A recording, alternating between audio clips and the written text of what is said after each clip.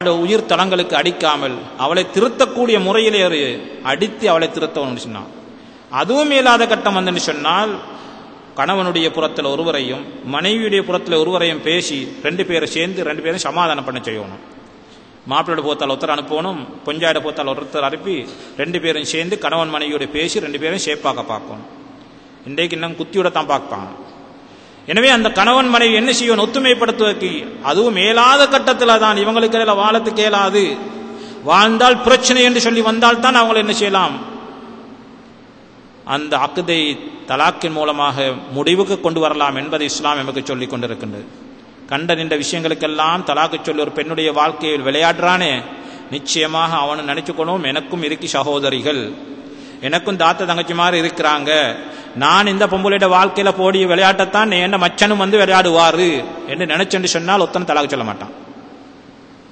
ஏன், நான் இந்த பெண்ணுடைய வாழ்க்கையில அநியாயம் செய்யற நேரத்தில் எனக்கும் சகோதரிகள் இருக்கின்றார்களே, அவர்களுடைய வாழ்க்கையிலும் அல்லாஹ் இந்த பிரச்சனையை போட்டு அப்படியே குடும்பத்தை குழப்பிடுவான் என்றதை நினைச்சிட்டால் யாருமே தலாக்குக்கு போக மாட்டான்.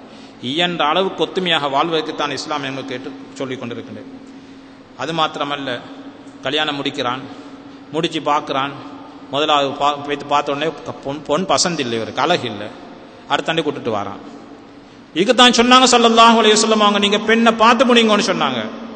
உம்மை பார்த்தால் போதும், பாப்பா பார்த்தால் போதும், மச்சம் பார்த்தால் போதும், மதினி பார்த்தால் போதும் என்று சொன்னதுக்கு சரி வராது, தாத்தா பார்த்தால் போதும் என்று, அவர் பார்த்தால் இவர் பார்த்தால் போதும் என்று சொல்லி கல்யாணம் முடிச்சுட்டு அவங்களுக்கு பட்டிருக்கும், இவனுக்கு படாமல் இருக்கலாம்.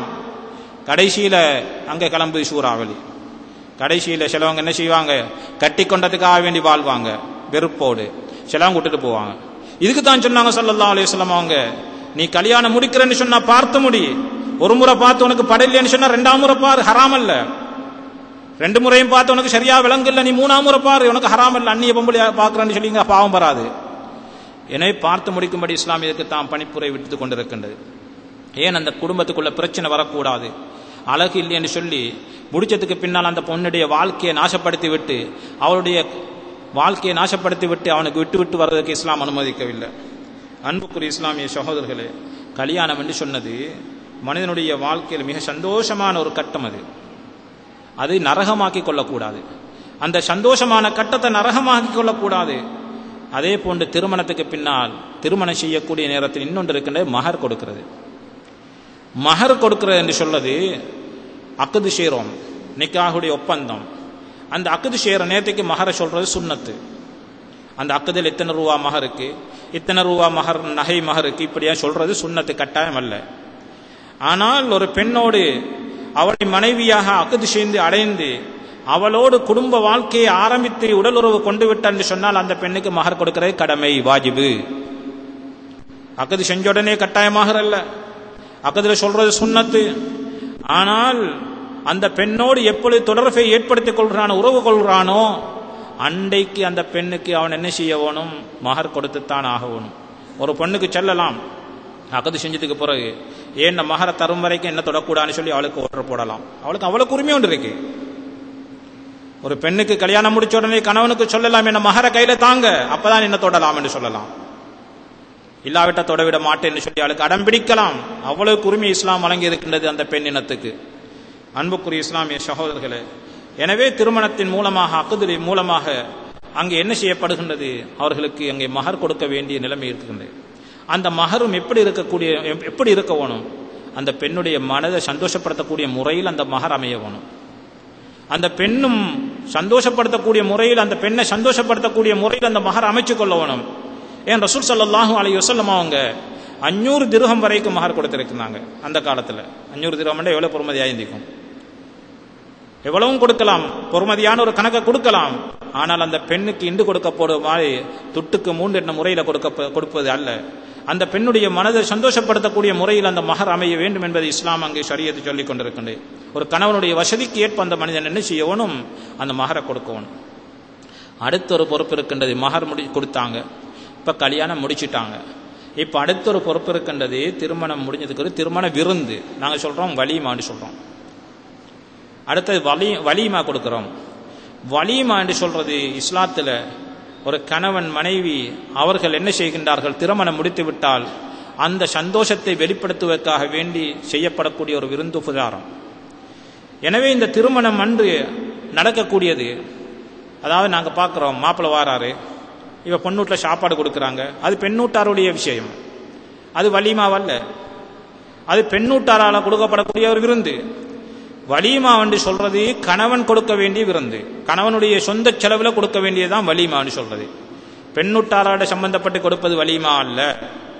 கணவன் தன்னுடைய மனைவியை கரம் பிடித்ததற்காக வேண்டி, அந்த சந்தோஷத்தை கொண்டாடுவதற்காக வேண்டி தன்னுடைய சொந்த செலவிலே கொடுக்கக்கூடியதுக்கு தான் நாங்கள் சொல்றோம் வலிமா. இஸ்லாம் தான் சொல்றது. எனவே இந்த வலிமா கொடுக்கக்கூடிய நேரம் இருக்கின்றதே, அது எந்த நேரத்தில் கொடுக்கணும்? வலிமா கொடுக்கிறது கணவன் மனைவி உறவு கொண்டதுக்கு பின்னால கொடுக்கணுமா, அல்லது அதுக்கு முன்னாலேயும் கொடுக்கலாமா என்ற ஒரு பிரச்சனை இன்று உலகத்திலே ஏற்பட்டு கொண்டுதான் இருக்கிறது. ரசூல் ஸல்லல்லாஹு அலைஹி வஸல்லம் அவங்க தன்னுடைய மனைவிமார்கள் அனைவருக்கும் அவர்களோடு உறவு கொண்டதுக்கு பின்னால தான் கொடுத்தாங்க வலிமா. ஆனால் வலிமா என்று சொல்வது ஏற்றமானது அவர்கள் கணவன் மனைவியாக குடும்பத்தை வாழ்க்கையை ஆரம்பிச்சதுக்கு பின்னால, உறவு கொண்டதுக்கு பின்னால கொடுக்கக்கூடியதான், அதுதான் ஏற்றம். ஆனால் அக்து செஞ்சதுக்கு பின்னால, ரிஜிஸ்ட்ரேஷன் பண்ணி, அதாவது நாங்கள் ஒப்பந்தம் செய்கிறோமே, அக்து செய்கிறோமே, அதற்கு பின்னாலேயும் கொடுக்கலாம். அசில் சுன்னத்துடைய நன்மை கிடைக்கும். வலிமா என்று சொல்ல அது கணவன் பொறுப்பாயிக்கணும். ஆனால் மனைவியுடைய குடும்பத்தார் கொடுப்பது அல்ல. அக்து செஞ்சதுக்கு பிறகு அந்த கணவனுடைய, அவங்க 2 பேரும் கூட அல்ல, ஆனாலும் கூட கணவனுடைய பொறுப்பில் அவர் செலவழித்து கொடுக்கவும் மேலும். ஆனால் அசில் சுன்னத்துடைய நன்மை கிடைக்கும். ஆனால் ஏற்றமானது இருவரும் உறவு கொண்டதுக்கு பின்னால் கொடுக்கக்கூடியதுக்கு தான் வலிமாண்டு உண்மையான முறையில் சொல்லப்படுகின்றது. ஏன் ஸல்லல்லாஹு அலைஹி வஸல்லம் அவங்க தன்னுடைய மனைவிமார்களோடு தாம்பத்திய உறவை கொண்டதுக்கு பின்னால தான் அவங்க வலிமா கொடுத்திருக்கிறாங்க சரித்திரம். ஆனால் அக்து செஞ்சதுக்கு பின்னால கொடுத்தாலும் சுன்னத்துடைய நன்மை கிடைக்கும். ஏற்றமான நன்மை கிடைப்பதற்கு சொன்னால் அந்த அக்துக்கு பின்னால அல்ல, அந்த அவங்க தாம்பத்திய உறவை மேற்கொண்டதின் பின்னால் கொடுக்கப்படக்கூடிய அந்த உணவுக்குத்தான், அந்த விருந்துக்குத்தான் அங்கே வலிமா என்று சொல்லப்படுகின்றது. எனவே வலிமாவுக்கு செல்வது சில கட்டங்களில் சுன்னத்தாக இருக்கின்றது, சில கட்டங்களில் வாஜிபாக இருக்கின்றது, சில கட்டங்களில் ஹராமாகவும் இருக்கின்றது, சில கட்டங்களில் மக்ரூவாகவும் இருக்கும். வலிமாவுக்கு செல்வது, ஒரு மனிதன் உரிய முறையிலே கூப்பிடப்பட்டால் திருமணத்துக்காக வேண்டி, ஒரு மனிதன் உரிய முறையிலே சொல்லப்பட வேணும், மரியாதையான முறையில் கண்ணியமான முறையில் அழைக்கப்பட வேணும். ரோட்டில் கண்டு சொன்னதுக்காண்டி போறது கட்டாயம் அல்ல. உரிய முறையில் ஒரு மனிதன் தன்னுடைய திருமணத்துக்காக வேண்டி, தன்னுடைய வலிமாவுக்காக வேண்டி ஒரு மனிதனை அழைத்தால் அந்த மனிதன் என்ன செய்யணும்? அந்த திருமண வைபவத்தில், அந்த வலிமா வைபவத்தில் கலந்து கொள்வது அவனுக்கு வாஜிபு. சொன்னாங்க ஸல்லல்லாஹு அலைஹி வஸல்லம் அவர்கள், இதா துஇய அஹதுக்கும் இலல் வலிமா, ஒருவர் வலிமாவுக்கு அழைக்கப்பட்டால் ஃபல்யஅதிஹா, அவர் அங்கே போகட்டும் என்று சொன்னாங்க. போகட்டும் என்று சொன்னால் கட்டாயமாயிட்டுது.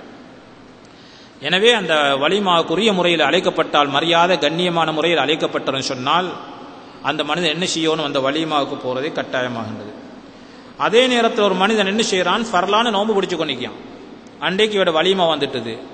இப்போ ஃபர்லான நோன்பை விட்டுட்டு போகிறதுக்கு யாருக்கும் முடியாது. சிலவங்க ஃபர்லான நோம்பே விட்டுட்டு போகிறாங்க.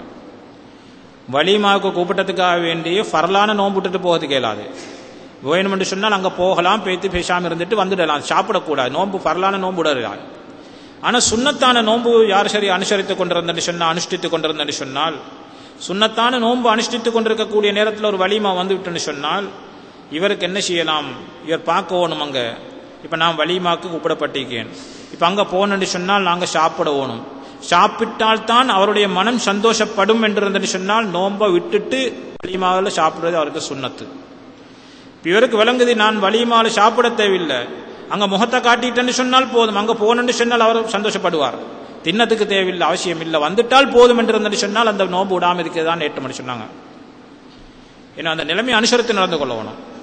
நான் சாப்பிட்டால் தான் அவர் சந்தோஷப்படுவார் என்று சொன்னால் நோன்பை விடுகிறது சுன்னத்தான நோன்பு விடுறது சுன்னத். சுன்னத்தான நோன்பு உற்று போட்டு போறது அவருக்கு கடமையாக, அந்த அவசியமாகின்றது. அதே நேரம் இவர் நோம்பு சாப்பிடறதுக்கு அவசியம் இல்லை, வந்து விட்டால் போதும், அந்த வீட்டுக்கு வந்துட்டால் அவருக்கு சந்தோஷம். அப்ப நோம்பை பூர்ணமாக்குறது தான் ஏற்றமாகிறது, சுன்னத்தாக முஸ்தஹபாய் அஃலலாக இருக்கின்றது. அதே நேரம் அந்த வலிமாவில் ஹராமான விஷயங்கள் அங்கே கலக்கப்பட்டிருந்துன்னு சொன்னார். ஆண்கள் பெண்கள் கலந்து கொள்வது, போட்டோ எடுக்கிறது, வீடியோக்கள் நடந்து கொண்டிருக்கின்றது. இந்த விதமான பெண்கள் விஷயங்கள் எல்லாம் அங்கே இஸ்லாத்துக்கு முரணான விஷயங்கள் அங்கே நடைபெற்று கொண்டிருக்கக்கூடிய நேரத்தில் அங்கே போர்வது கட்டாயமல்ல, வாஜிபல்ல. விரும்பினால் போகலாம், வாஜிபல்ல. அங்கே மதுபானங்கள் புழங்கப்படுகின்றது.